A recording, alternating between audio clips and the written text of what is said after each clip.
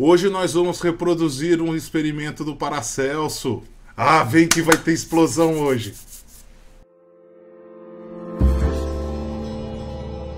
Hoje é um grande dia, nós vamos reproduzir uma experiência de Paracelso, que ele destilou o zinco. Como vocês sabem, Paracelso foi o cara que identificou o metal zinco e era um grande médico.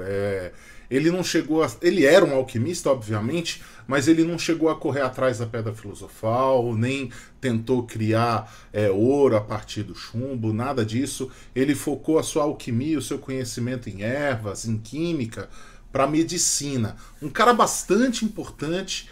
Ele, como eu disse já num vídeo, ele criou a separação dos elementos em três: o enxofre, que era o fixo, o mercúrio, que era o volátil, e o sal, que fazia a combinação desses dois, tá? E nessa experiência ele queria descobrir do que era feito o metal zinco. Então ele acabou gerando um gás que estava relacionado com o volátil e ao mesmo tempo era incandescente. Então ele conseguiu separar isso na cabeça dele. Gente, lembre-se sempre, contexto, tá? Paracelso é do século XV, ok? 1480, por aí, que ele fez isso. Então, contexto, tá? Não existia a química como a gente entende hoje. Então, o que ele estava querendo fazer? Ele estava querendo quebrar o zinco e tentar entender as quantidades de enxofre, mercúrio e sal que existiam dentro dele. Então, ele esperava que a parte de mercúrio fosse separada em forma de gás, por ser volátil, e esperava que decantasse dessa destilação. E também não era uma destilação, eu vou mostrar isso para vocês, tá? Esperava que decantasse a parte fixa, tá? Que está relacionada ao enxofre. Essa mesma experiência, depois de alguns anos ou séculos, foi reproduzida por Henry Cavendish. É isso mesmo? Isso mesmo, Henry Cavendish. Eu não falei dele ainda, mas eu falo agora, rapidinho. Começou a transição da quebra da alquimia para a química, tá? E ele estudava os ares. Ele acreditava piamente no flogisto, que era aquilo que fazia as coisas pegarem fogo. Eu acho que eu já falei isso num vídeo, mas eu repito rapidinho. Essa teoria acreditava que existia o tal do flogisto nas coisas que pegavam fogo a partir da observação da queima de uma tora de madeira. Então, a tora de madeira queimava, sobrava cinza. Então, o pessoal que acreditava no flogisto imaginava que o flogisto era o elemento dentro da madeira que era responsável pelo fogo e que saía pegando fogo. Isso que sobrava era a cinza, então era o resto do componente, e logo a madeira continha o tal do flogisto, que era o que pegava fogo. Mas Cavendish, ele estudava gases, ares, ok? Então ele tinha o ar comum, que era o ar respirado, o ar fixo, que era o CO2, ok? Ele tinha o ar deflogisticado, que ele relacionava isso com o que a gente conhece hoje como oxigênio, e o ar flogisticado. Lembre-se, deflogisticado, oxigênio, e o flogisticado, que depois Lavoisier acabou com a nossa brincadeira e pôs ordem na casa da química e chamou isso de hidrogênio, ok? Então a gente vai refazer essa experiência para que você entenda que eles fizeram a mesma coisa com diversas interpretações diferentes, de acordo com o conhecimento que cada um foi aprendendo na época, ok? Isso é muito importante a gente entender para que, quando a gente for falar de alquimia moderna, a gente não querer se meter nas coisas da química. Tá? E é óbvio, é muito legal entender isso da alquimia, como é que a alquimia transformou ou criou a química, e graças a Lavoisier, que falou, não vamos misturar as coisas, não, existem os elementos, a gente tem que descobrir os elementos. Então, Lavoisier foi responsável por descobrir o hidrogênio. Tem essa briga que eu vou mostrar para vocês hoje. Lavoisier descobriu o hidrogênio, o oxigênio, separou um monte de coisas. Eu vou comentar daqui a pouquinho um pouquinho mais sobre isso. Mas essa experiência, o que ela vai usar? Ela vai usar Na teoria, tá? Ok, como o Paracelso fez. Paracelso usou óleo de vitriol, ok? E o zinco. Óleo de vitriol conhecido como ácido sulfúrico. Eu tenho ácido sulfúrico aqui, só que ele está meio velhinho, então ele não está fazendo lá muito mais efeito, mas a gente consegue fazer a mesma coisa com o ácido clorídrico, que está novinho, dá para fazer uma reação muito mais rápida aqui para mostrar para vocês. Só umas curiosidades também. Eu anotei aqui alguns nomes, que é sempre bom a gente, quando a gente for falar de alquimia, os nomes antigos e os nomes novos. Então eu já falei óleo de vitriol, que é o ácido sulfúrico. Eu vou falar de lã filosófica, que é o conhecido óxido de zinco. Eu vou falar de açafrão de Marte, que é óxido de ferro. E eu vou falar de vez em quando de espírito de sal, ou espírito do sal, que nada mais é do que o ácido clorídrico que nós vamos usar hoje.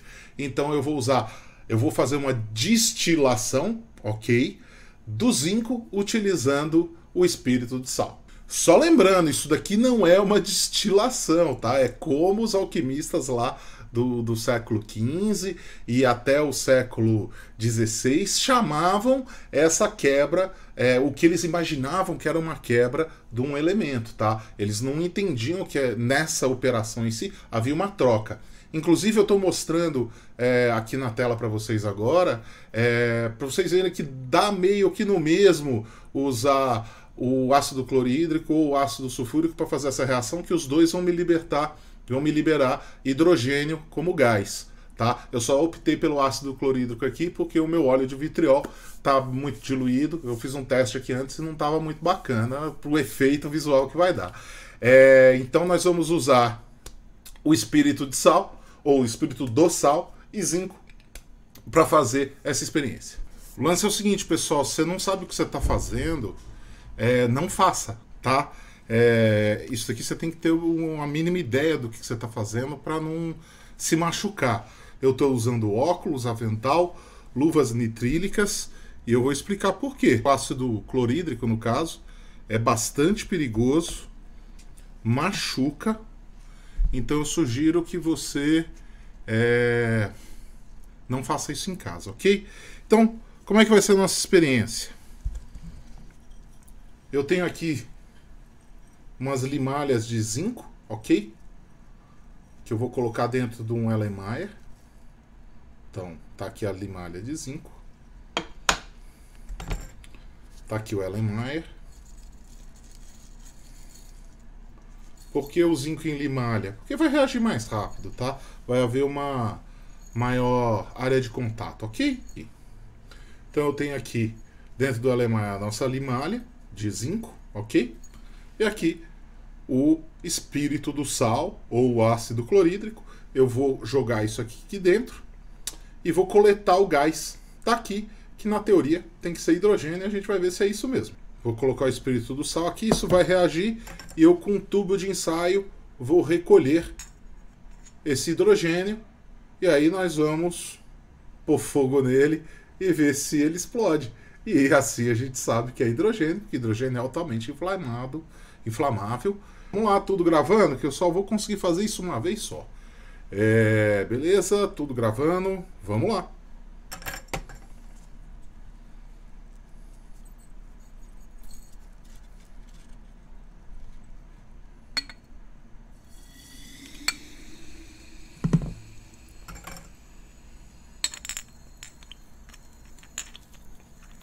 Se esquenta bastante.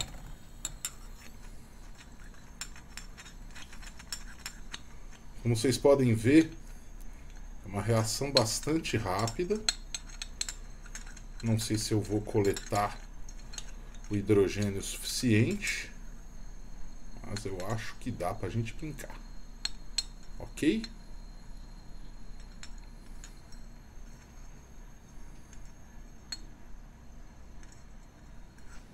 Ok. Então vamos apagar as luzes.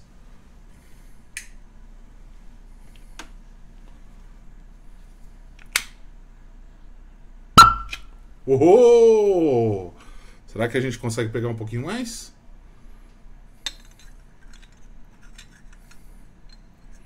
Ixi, ó, consumiu quase todo o zinco.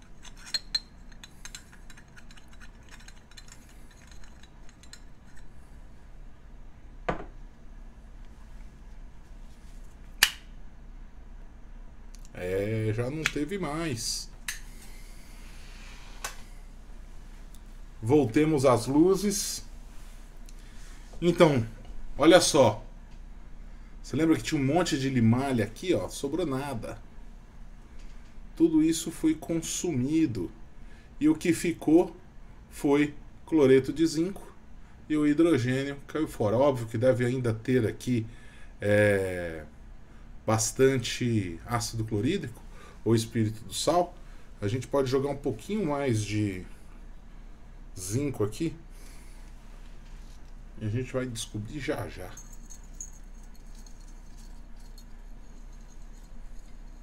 Eu acho que vai dar para coletar mais um pouquinho de hidrogênio e vamos fazer de novo. Ó, isso esquenta bastante.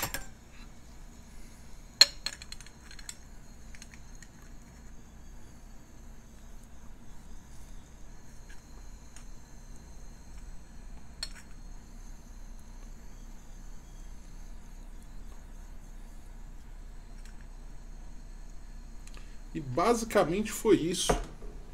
Óbvio, com a tecnologia que Paracelso podia fazer na época, né?